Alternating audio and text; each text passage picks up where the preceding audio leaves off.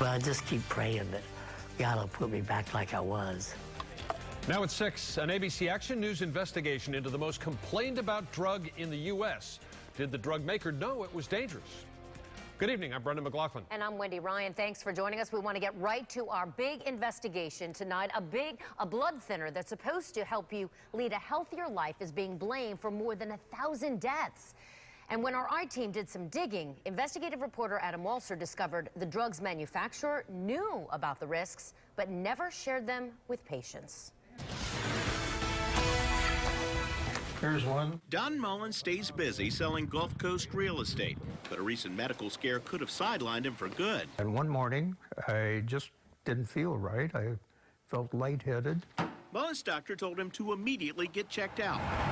So he drove 7 miles to an urgent care center in Sarasota County, where he says he was diagnosed with internal bleeding. They did some testing and said, you are down 3/4 of your normal blood level. How did you get here? And I said, well, I drove. And they said, that's amazing.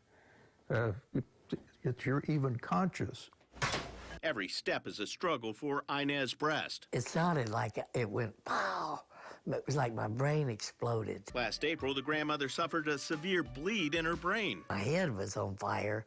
You know, it was a real god-awful feeling. Both Mullen and Breast were taking Pradaxa, and both blamed their injuries on the blood thinner. We discovered the FDA received more complaints about Pradaxa than any other drug in 2011 and 2012.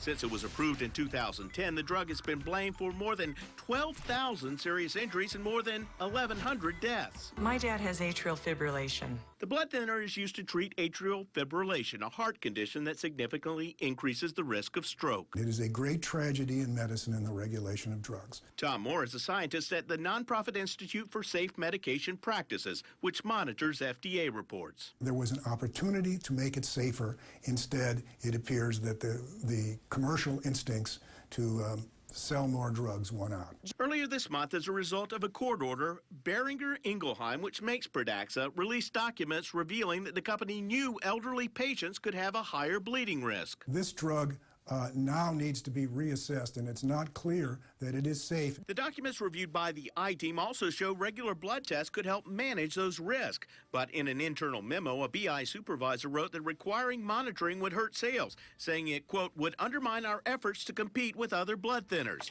Pradaxa went on the market with no monitoring recommendation. I miss my brain. You know, I miss all the knowledge that I learned. Today, Breast and Mullen are among 2,300 patients suing BI for failing to warn them. Mullen is thankful to still be around. I enjoy life to the fullest. Breast hopes to be able to enjoy life again one day. But I just keep praying that God will put me back like I was.